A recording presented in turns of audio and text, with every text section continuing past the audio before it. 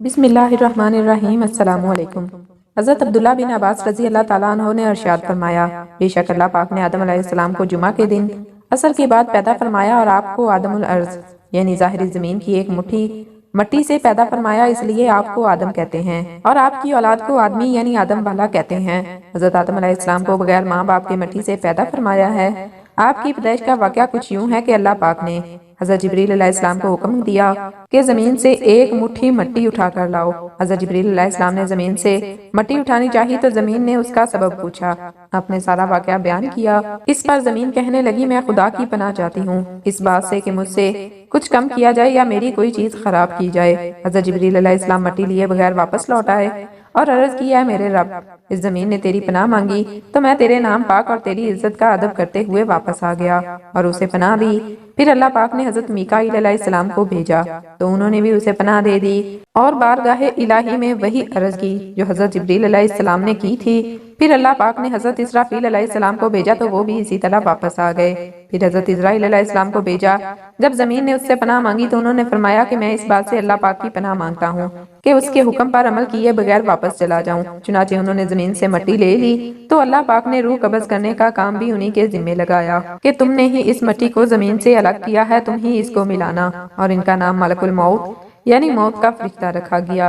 हज़रत आदम अलैहिस्सलाम ने 960 बरस की जिंदगी पाई, जबकि हज़रत आदम अलैहिस्सलाम की जिंदगी 1000 साल की थी, क्योंकि जब आदम अलैहिस्सलाम जन्नत में थे तो अल्लाह ने हज़रत आदम अलैहिस्सलाम की उम्र आदम अलैहिस्सलाम के सामने वाज़िया कर दी। आपने जब हज़रत दाऊद अलैहिस्सलाम की उम्र को 60 साल तक देखा तो अल्लाह से कहने लगे, ऐ अल्लाह, मेरी उम्र के 40 साल मेरे पोते दाऊद को दे दो। तो यूं आपकी दुआ कबूल हो गई। अल्लाह ने आदम अलैहिस्सलाम को 2 फर्जंद अता किए, हाबील और काबील। लेकिन शैतान के वसवसे से हसद और नफरत ने जब काबील के हाथों से हाबील को कत्ल करवा दिया तो हज़रत आदम अलैहिस्सलाम अंदर से टूट गए और बार बार अल्लाह के दरबार में दुआ मांगने लगे।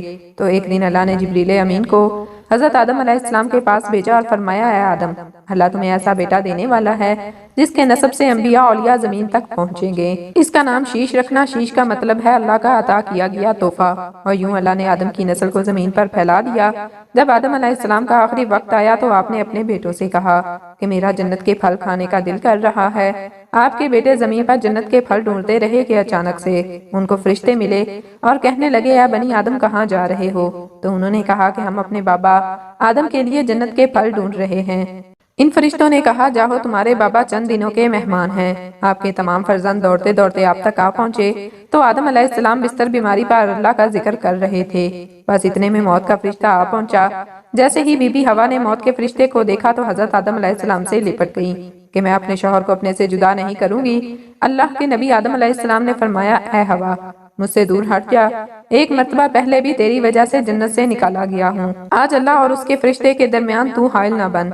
फिर आप इन फरिश्तों से मुखातब होकर कहने लगे, ऐ फरिश्ते मौत, क्या बोल तो नहीं गया? मैंने अल्लाह से सुना था कि मेरी उम्र 1000 साल की है और अभी तो मुझे 960 साल हुए हैं। तो मलकुल मौत ने कहा, है अल्लाह के नबी आदम, आपने खुद ही फरमाया था कि आपकी उम्र के 40 साल आपके पोते दाऊद अलैहिस्सलाम को दिए जाएं। बस आदम अलैहिस्सलाम की रूह कब्ज़ की गई। आपको गुस्ल फरिश्तों ने दिया और जन्नत की खुशबू आपके जिस्म मुबारक को लगाई गई। फिर आपकी नमाज जनाजा फरिश्तों ने हज़रत जिब्रील अलैहिस्सलाम के पीछे अदा की और जमीन खोद कर आपकी तदफीन की गई और तमाम इंसानों के नजदीक अल्लाह का यह हुक्म नाफज किया गया कि जब भी किसी का इंतकाल हो तो इसके जिस्म को ऐसे ही तदफीन करना।